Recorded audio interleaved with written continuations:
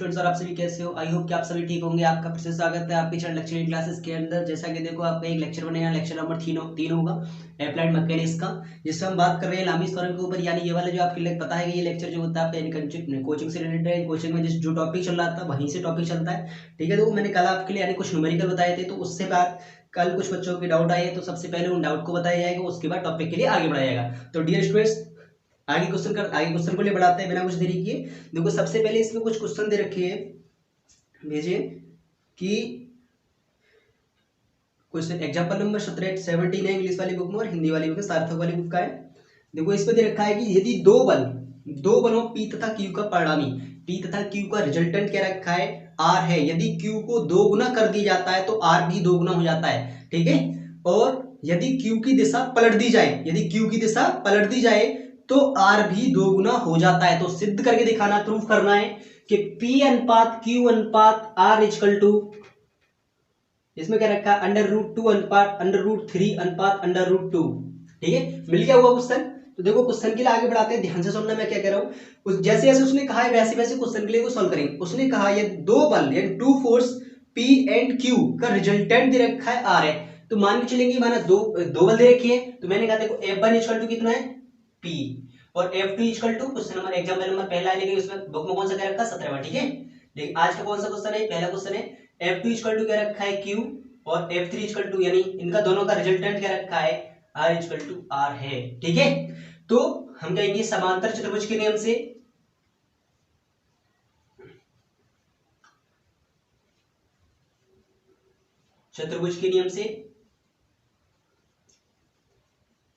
Law of parallelogram forces, ठीक है।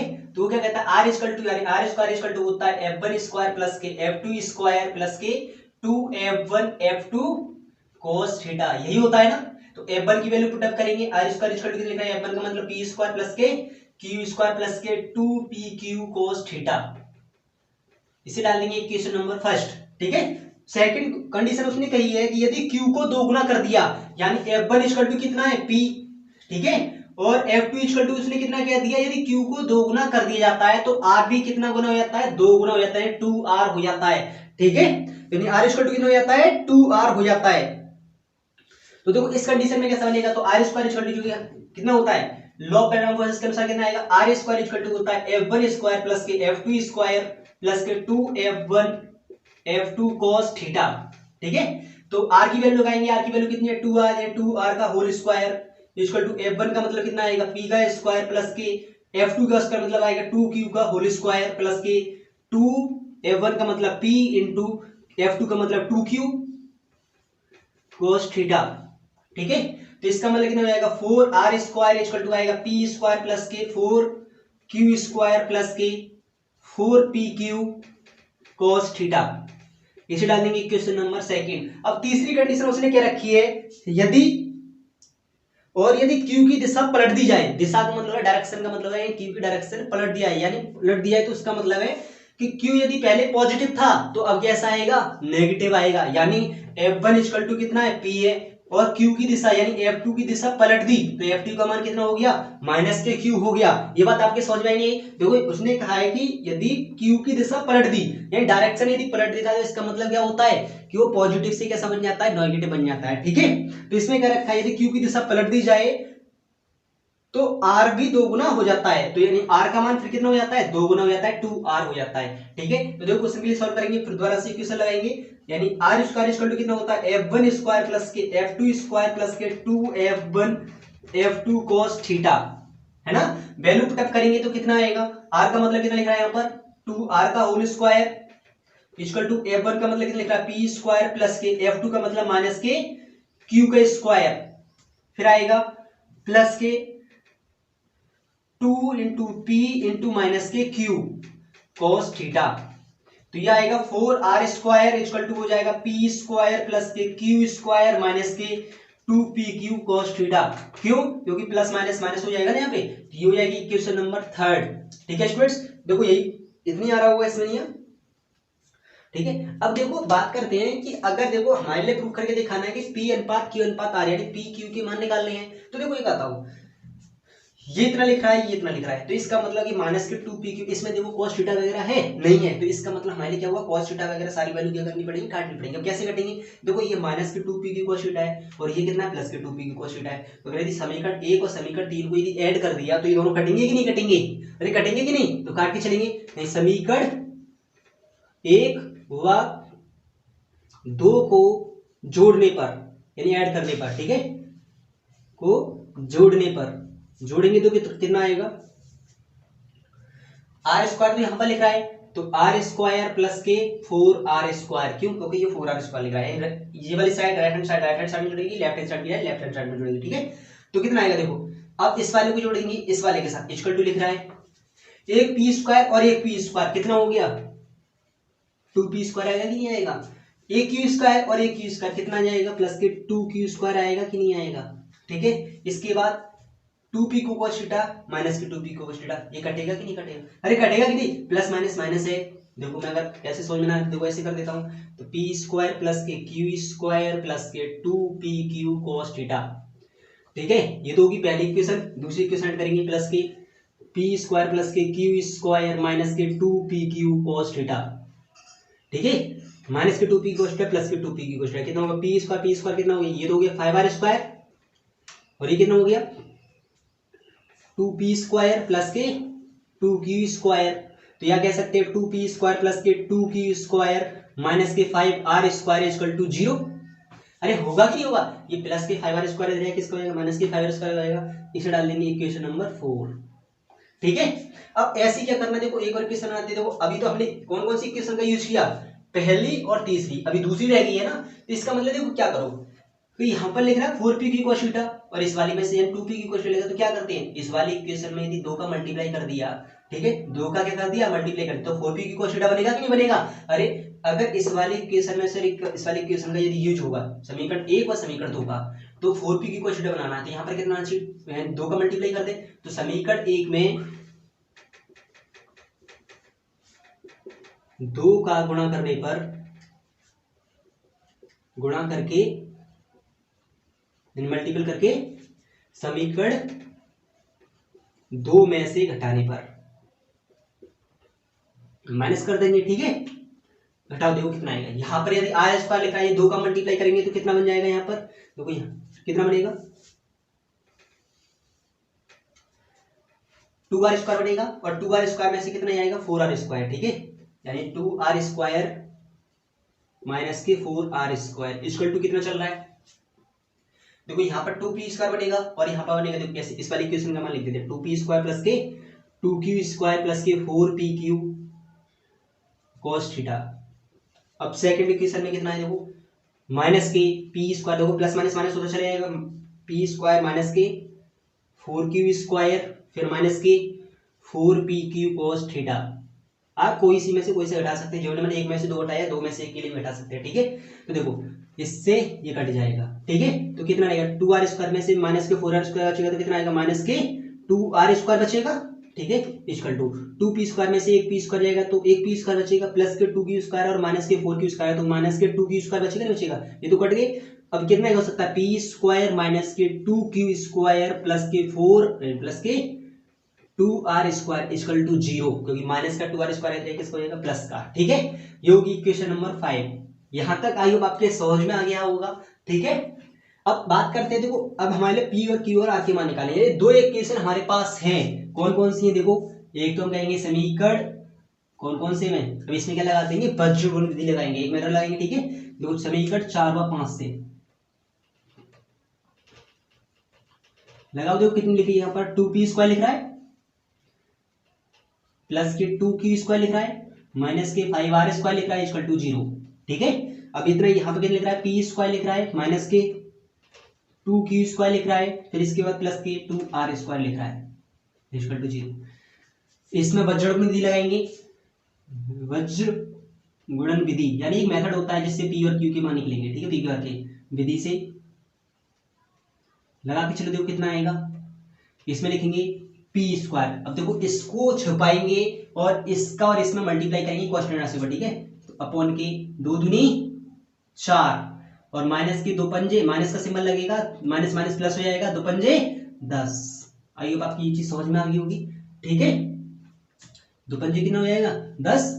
इसके बाद इस वाले को छुपाया, 2 दूनी 4, 2 पंजे 10। ठीक है, इक्वल टू, अब लगा के चलेंगे तो कितना आएगा क्यू स्क्वायर, 2q² माने q² वाले को लिखेंगे अपॉन के, इस वाले को छुपाएंगे।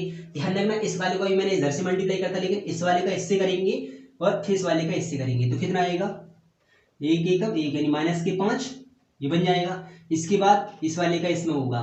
ठीक है, -2 दूनी 4, फिर इक्वल टू आएगा r² इक्वल टू कितना आएगा यहाँ पर नहीं,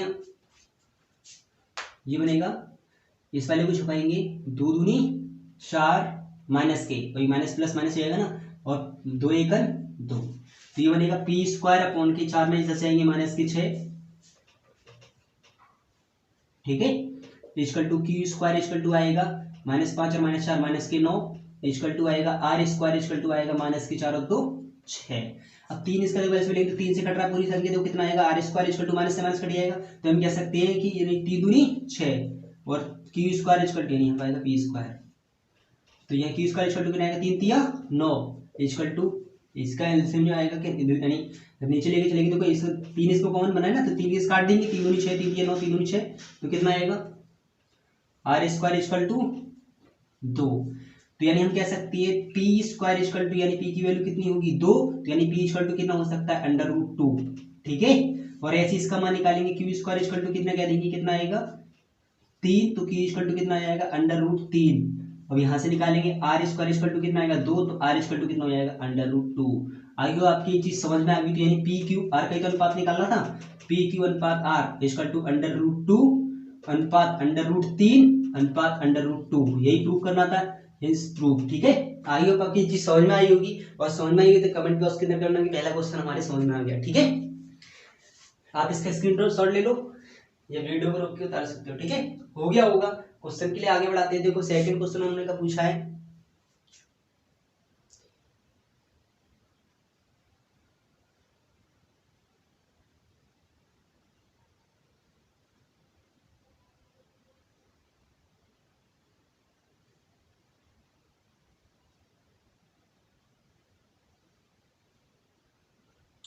इंग्लिश वाली बुक के अंदर ये 14 क्वेश्चन है, हिंदी वाली के लिए पता नहीं है कि कितना है। ठीक है,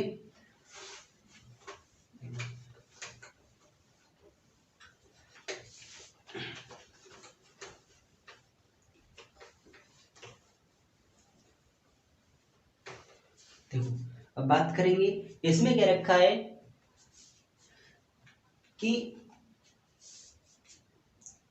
the resultant of 2 forces P and 15 Newton, यानी इसमें क्या रखा है कि 2 बले P और 15 न्यूटन, यानी F1 इक्वल टू उसने क्या रखा है, क्वेश्चन नंबर ये 14 है इंग्लिश वाली बुक में, लेकिन आज का क्वेश्चन है दूसरा। ठीक है, तो इसमें क्या रखा है the resultant of 2 forces P and 15 Newton, यानी F1 इक्वल टू कितना मान लिया उसने क्या रखा है, यानी एक तो मान दे रखा है 15 न्यूटन का और एक P का रखा है। ठीक है, तो देखो स्टूडेंट्स हम बात करते हैं 15 न्यूटन, P का तो कोई निश्चित नहीं है ना, आखिरकार कितना होगा, तो हम बड़ा मान लेते हैं किसके लिए 15 न्यूटन के लिए।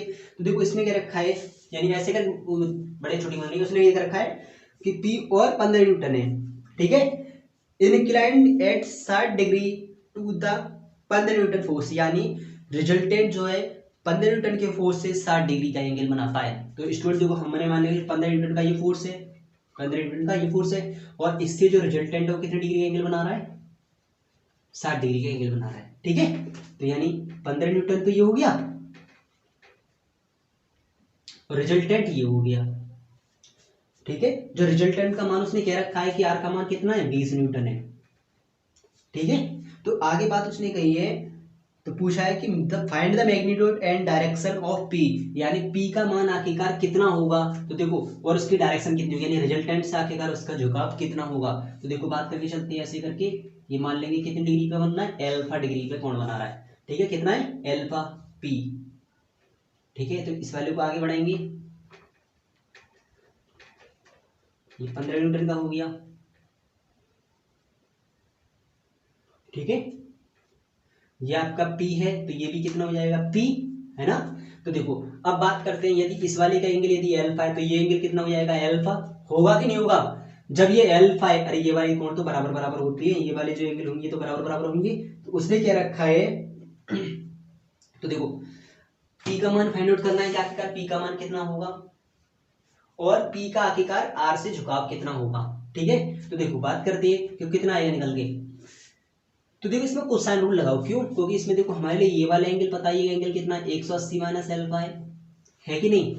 अरे है कि नहीं है? अब अगर इसमें हम क्या लगा दें, कोसाइन रूल लगा दें, तो कोसाइन रूल क्या होता है, यानी हमारे लिए एंगल कौन सा पता है, ये वाला ही तो पता है, तो इसमें रखा हुआ यानी cos a इक्वल टू, यानी अगर इस वाले एंगल की बात करें तो cos a इक्वल टू कितना आएगा, cos a इक्वल टू कितना होता है, यानी cos a का मतलब क्या होता है, यानी cos 60 degree, cos 60 degree equal to, देखो जिसके सामने की भुजा होती है, तो यानी इसमें दे रखा है एंगल के सामने की भुजा होती है तो हमेशा उसका क्या होता है, एडी तो होता है ना। देखो ऐसे अगर ये वाली कोसाइन रूल कहता है कि cos a इक्वल टू होता है b स्क्वायर प्लस के c स्क्वायर माइनस के a स्क्वायर अपॉन के 2bc, ये फॉर्मूला होता है कि नहीं होता कोसाइन रूल के अंदर। तो यानी इसके सामने की जो भुजा होती है हमेशा, यानी ये वाली जो भुजा होती है ना माइनस वाली, इसके सामने वाली भुजा होती है इसमें। ठीक है, तो देखो यानी बाकी दोनों भुजा को क्या हुआ, ऐड होगा, तो यानी R square equal to plus के 15 का होल स्क्वायर माइनस के पी स्क्वायर अपॉन के कितना आ जाएगा 2bc, यानी 2 इंटू यहाँ पे लिख दो कोसाइन रूल से, कोसाइन रूल से तो कितना आएगा 2pq यानी 2bc, bc का मतलब कितना आएगा 15 यानी 20 न्यूटन इंटू 15 न्यूटन।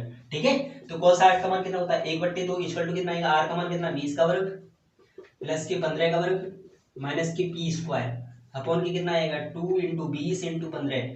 ठीक है, 2 से 2 कट गया तो 15 दूनी 30, यानी दो चीज तो एक जुड़ तो यहाँ पर पहले से ही है, तो कितना हो जाएगा 300 हो जाएगा। ठीक है, इक्वल टू 20 का वर्ग 400 प्लस की कितना आ जाएगा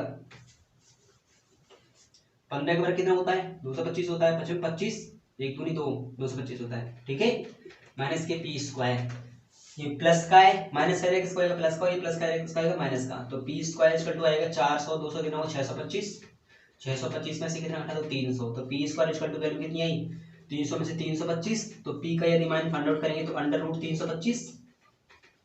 ठीक है, तो देखो 325 इसका जो मान निकलना मैं डायरेक्ट बता रहा हूँ, आप कर लेना। ठीक है, तो इसका अंडर रूट निकालोगे तो आपका मान निकल के आएगा 18.03 न्यूटन। ठीक है, ये तो आ गया ये वाला निकल के। अब बात करते हैं आखिरकार डायरेक्शन कैसे निकलेगी, तो देखो डायरेक्शन में क्या लगा दो साइन रूल लगा दो, यानी साइन रूल लगा देंगे, क्यों? क्योंकि देखो ये वाला एंगल पता है और ये वाला एंगल पता है, तो इसी वाले की बात कर देते हैं ना, यानी इसके सामने का, यानी हम कह सकते हैं p बट्टे साइन 60, अरे क्योंकि इस वाले के सामने का एंगल यही तो आ रहा है। अब r वाले का पता है कि इसके सामने का ये है, तो r बट्टे कितना आ जाएगा साइन 180 माइनस अल्फा आएगा कि नहीं आएगा। इसके सामने का एंगल कितना है 180 माइनस अल्फा है ना, इस वाले का सामने का एंगल कितना है साइन 60 डिग्री, इस वाले के सामने ये वाला होता है। ठीक है, हमारे लिए तो बस केवल अल्फा का मान फाइंड आउट करना है, तो इन दो ही का मान लगाएंगे। ठीक है, तो कितना आएगा p बट्टे साइन 60 का मान कितना होता है अंडर रूट 3 और 2 ऊपर पहुंच जाएगा। ठीक है, p का मान कितना के रखा उसने, p का मान निकल के आया 18.03। ठीक है, इक्वल टू कितना आएगा r का मान कितना था 20 बट्टे कितना आएगा sine 180 minus theta sine alpha. ठीक है, तो अब वैल्यू निकालेंगे, अगर आप इसका क्रॉस मल्टीप्लाई करेंगे तो कितना आएगा sine alpha equal to value आएगी 20 इंटू अंडर रूट 3 डिवाइड में आएगा 2 3 6 0.18 दूनी 36। ठीक है, इसका यदि साइन अल्फा का यदि सॉल्यूशन करोगे तो इसका मान निकल के आएगा, देखो मैं निकालता हूं, तो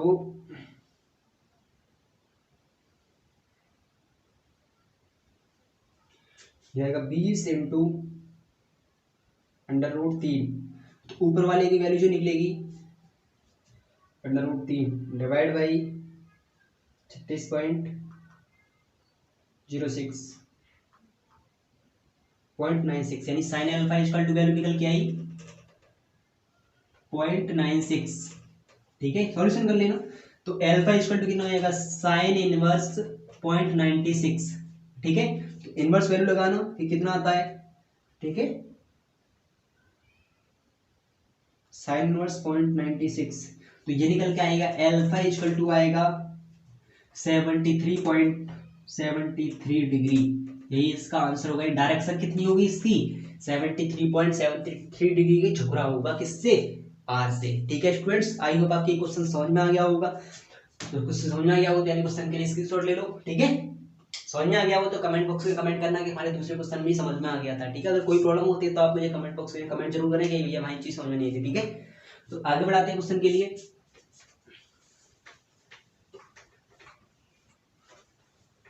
एक और क्वेश्चन उन्होंने पूछा है,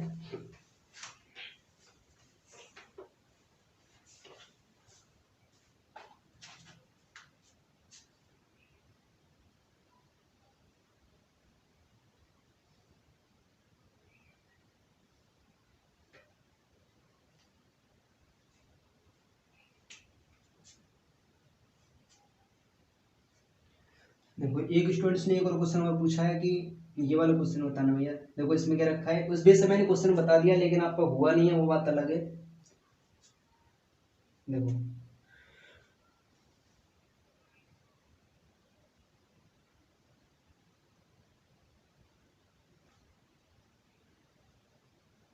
एक एक्सरसाइज का क्वेश्चन है, एक्सरसाइज में सार्थक वाली बुक में 22 में का पहला क्वेश्चन है। ठीक है, देखो इसमें क्या रखा है कि एक जीव किरण है, एक जीव किरण है और आज का क्वेश्चन नंबर ये तीसरा है। एक जीव किरण में स्तंभ की लंबाई, यानी स्तंभ का मतलब समझते हो, यानी पोल की लंबाई।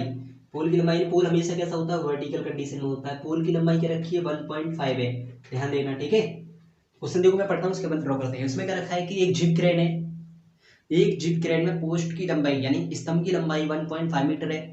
तान छड़े टाई रोड क्या रखी है, टाई रोड क्रेन स्तंभ पर स्थित बिंदु, यानी स्तंभ पर स्थित बिंदु ए से स्तंभ से 45 डिग्री तथा जिब स्तंभ बिंदु बी पर स्तंभ से 30 डिग्री का कोण बनाती है। तो क्रेन 1.5 किलो न्यूटन का बोझ उठाती है। तान छड़ और जिब में बलों का मान ज्ञात करके चलना है। तो देखो स्टूडेंट को बात करते हैं, उसने कहा है, देखो मैं अपनी ओर से क्वेश्चन बनाता हूं। देखो उसने क्या रखा है कि एक स्तंभ है जिसकी लंबाई कितनी है, 1.5 मीटर है। कि उसने क्या रखा है, देखो बी बिंदु ये हो गया, ए बिंदु ये हो गया, टाई हमेशा कहाँ होती है, ऊपर होती है, जिब हमेशा कहाँ होती है, नीचे होती है। ठीक है, तो उसने कहा कि ए जो है, यानी जहां से आपकी जो जिब लग रही है वो स्तंभ से कितनी डिग्री का एंगल बना रही है, 45 डिग्री का। ठीक है, और ये तो होगी जिब, यानी उसने यही तो कहा था कि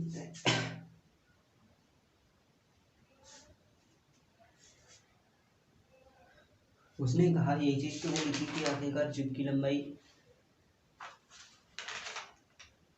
ये क्या होगी आपकी टाई होगी। ठीक है, यानी हमेशा टाई क्या होती है ऊपर और जिब होती है नीचे, ये चीज आपकी होगी टाई, ये होगी टाई और ये क्या होगी जिब। तो उसने कहा है कि यदि टाई जो है स्तंभ से 45 डिग्री का एंगल बना रही है, सॉरी ये एंगल गलत ले लिया, किससे बना रही है, स्तंभ से, तो स्तंभ से इधर को एंगल लेके चलेंगे। ठीक है, कितने डिग्री का एंगल बना रही है, 45। ये बात आपके समझ में नहीं तो देखो दोबारा से बताता हूँ। ठीक है, उसने कहा है कि यानी एक स्तंभ है जिसकी लंबाई रखी है 1.5 मीटर है, और एक जिब है और एक टाई है, यानी एक टाई जो है, टाई रॉड स्तंभ से 45 डिग्री का एंगल बनाती है। टाई हमेशा ऊपर होती है, जिब हमेशा कहाँ होती है, नीचे। ठीक है, तो स्तंभ से एंगल बनना है। ठीक है, किसका, टाई का। अगर इसे ऊपर हैची करेंगे तो यानी यहाँ से कितनी डिग्री का एंगल बना रही है टाई जो है, 45 डिग्री का। स्तंभ से ऐसे तो बनेगा, है ना। अगर मैंने ऐसे करके एंगल ले दिया तो ये एंगल तो हॉरिजॉन्टल से हो जाएगा। तो लेकिन उसने कहा कि से स्तंभ से, तो स्तंभ से एंगल लेना पड़ेगा। ठीक है, अब आपकी ये चीज समझ में आ गई होगी। ठीक है, तो उसने कहा 45 डिग्री का एंगल बनाती है, और जिब जो है वो स्तंभ से क्या रखा है, स्तंभ से 30 डिग्री कोण बनाती है। तो स्तंभ से यानी बी बिंदु पे जिब लग रही है और ये ए बिंदु हो गया। ठीक है, तो इससे उसने कहा है कि ऐसे करके ये जिब जो 30 डिग्री का एंगल बनाती है।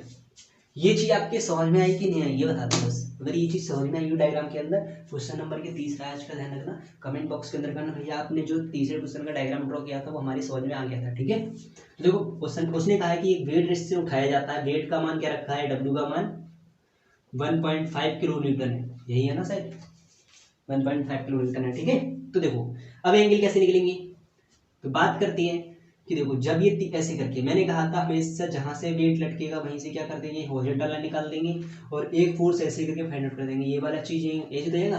देखो जब ये एंगल कितने का बनेगा, 90 डिग्री का, ये 30 है, तो ये वाला कितना हो जाएगा, 60 डिग्री। जब ये 60 है तो ये भी कितने का बनाता है, 60 डिग्री का बनाता है। ये चीज तो मैंने आपके लिए पिछले लेक्चर में बताई थी, ठीक है। ये जिब है और ये आपकी क्या है, टाई है, और ये आपकी जिब है, ठीक है। तो देखो अब बात करते हैं कि आखिरकार एंगल कैसे निकलेंगे। ये तो 60 डिग्री का हो गया। अब अगर इस वाले की बात करते हैं तो ऐसे करके, है ना।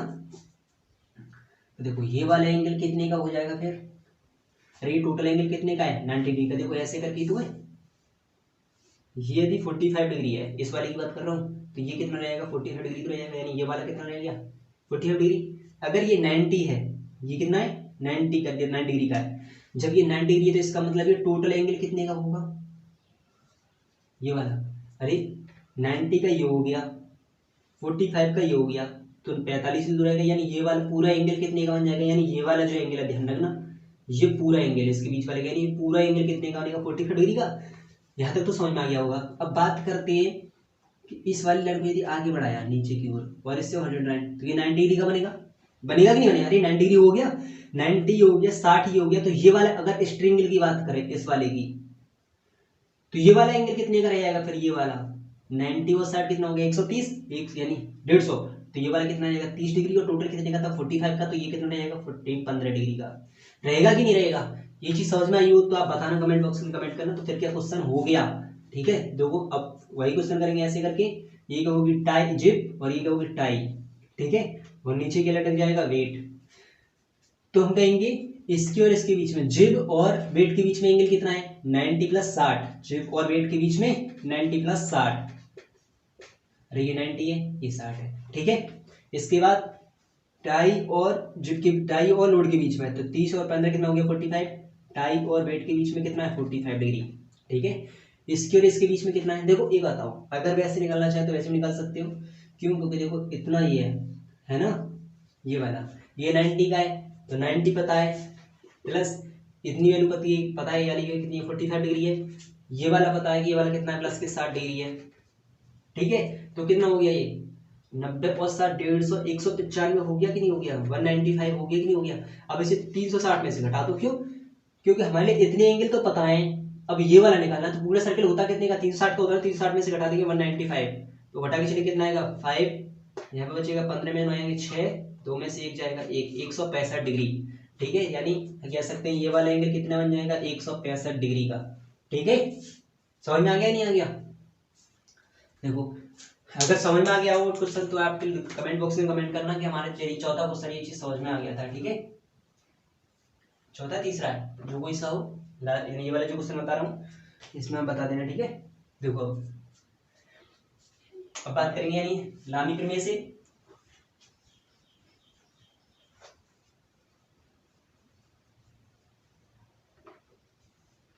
लामी प्रमेय से करेंगे तो कितना आएगा टी बट्टे इसके पीछे का angle sine 90 plus 60 degree equal to J upon के इसके पीछे का angle sine 45 degree equal to W upon के साइन 165 लिखा है ना, डब्ल्यू अपॉन के साइन 165 को कितना लिख सकते हैं 90 प्लस के 75 में लिख सकते हैं, लिख सकते इतना ही होता है 165, ठीक है। तो ये कितना जाएगा टी अपॉन के, इसका करेंगे तो sine 90 plus theta cos theta क्या रहता है कॉस 60 हो गया इक्वल टू जे अपॉन के साइन 45 इक्वल टू डब्ल्यू का मान कितना 1.5 किलो न्यूटन में आएगा आंसर, ठीक है। ये cos 75, तो ये इस वाली इक्वेशन किसके बराबर रखेंगे, तो t अपॉन की cos 60 इक्वल टू कितना आएगा 1.5 अपॉन के cos 75, ठीक है। तो कितना आएगा t बट्टे आएगा cos 60 का मान कितना होता है 1/2 इक्वल टू 1.5 cos 75, दो ऊपर कौन जाएगा तो 2t इक्वल टू हो जाएगा 1.5 cos 75, तो वैल्यू लगाएंगे t इक्वल टू कितना आएगा निकल के 1.5 अपॉन के 2 इंटू cos 75, इसकी देखो वैल्यू में निकालता हूँ कितनी आएगी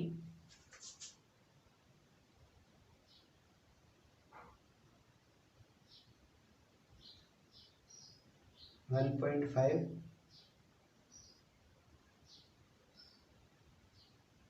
डिवाइड बाई 2 इंटू cos 75, तो स्टूडेंट ये आ रहा होगा मैंने इसका आ रहा होगा 2.89 किलो न्यूटन, ठीक है, एक आंसर तो ये हो गया। टाइम में कितना फोर्स निकलेगा, इतना निकलेगा। ठीक है, इसके बाद जे अपॉन के लगाएंगे sine 45, sine 45 degree equal to कितना आएगा 1.5 अपॉन के कितना आएगा cos 75। ठीक है, तो जे इक्वल टू कितना आएगा 1.5 इंटू साइन 45 अपॉन के cos 75। तो इसका सॉल्यूशन करते हैं। 1.5 इंटू साइन 45